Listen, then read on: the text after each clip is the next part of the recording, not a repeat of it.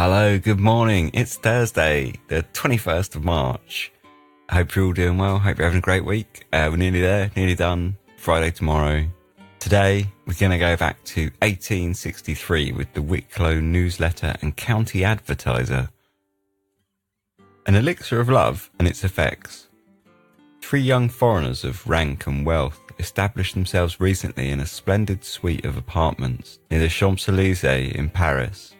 They took into their service, as the comptroller of their menage, a lady of great respectability and of mature age. The matron, however, became enamoured of one of the strangers, and it appears, took sage advice and bought an elixir of love. The effect was awful, and the youth's friends, supposing him poisoned, called in a doctor who sent for the commissioners of the police. The case fortunately took a favourable turn, and the inquiries of the vendor of the elixir of love proved him to have sold, either by design or error, a most powerful medicine, not at all useful as an elixir de mort. The woman has, however, gone mad, owing to the fright she sustained.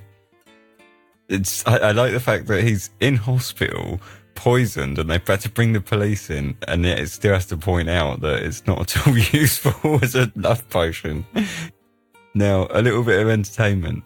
On the main Dark Histories episode, we, often hear of old Victorian court trials that have got the possibility of ending in executions, right?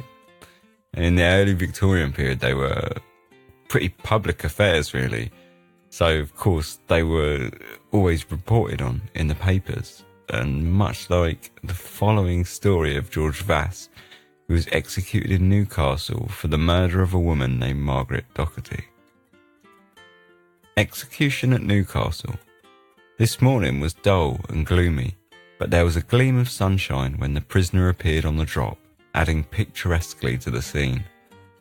The culprit retired to bed about 12 o'clock on Friday night and slept until about 1 o'clock, when he awoke and got up. Shortly after, he went to bed again and slept soundly till about 5:45 o'clock, when he arose, ate a hearty breakfast and smoked his pipe. The concourse of people outside the prison was immense, and several persons had to be taken out of the crowd in a fainting state. The prisoner was remarkably firm during the whole of the proceedings, and during the last moments of his life fully admitted to the justice of his sentence. He added, however, that he never intended to murder the woman. Askern was the executioner. There is so much weirdness going on there. The whole way that's written, as if it's like painting a picture of the scene, talking about the sun and the prisoner, as if he's had a particularly ordinary morning. It's like commentating on a positive event. He rose and ate a hearty breakfast and smoked his pipe. Oh yeah, I'm sure he was well happy. And the kind of the slight respect for the prisoner's stoicism, and then at the end with the kind of executioner's name as if he's some kind of celebrity or recognisable figure, like almost like a sportsman in the game. It's absolutely mental. Interestingly, for numerous reasons, between 1863 and like 40 years later, the opinions had completely changed. Public opinion had dramatically flipped on the whole public execution vibe, thankfully. Now, the Victorian era is always seen as a time of kind of great innovation and immense change.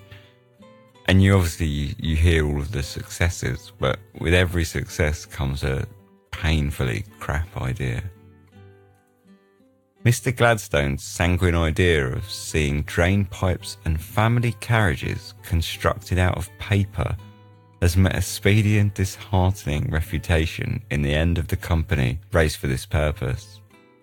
A call of £50 a share has been made on the unfortunate individuals who pinned their faith to the Chancellor's sleeve. Drain pipes and family carriages made of paper. This story must be oversimplifying this. It can't just be paper. Or I guess it could be, and that's why it totally failed. Anyway, finally, we've got a story of a scheme that surely cannot have a terrible end. A challenge recently made by Crockett, the lion tamer, now performing at the Cirque Napoleon at Paris, to pay £500 to anyone bold enough to enter the cage with his 6 lions, has been accepted by a person named Herbert, formerly a collector of wild beasts, who has been for some years past living retired in Havre. Well, good luck, Herbert, and I would not be surprised if in about a week's time I'll check the paper for 1863 and we'll come back and have a story of Herbert being eaten by 6 lions. Thanks very much for listening. That was yesterday. This is today. Have a great one.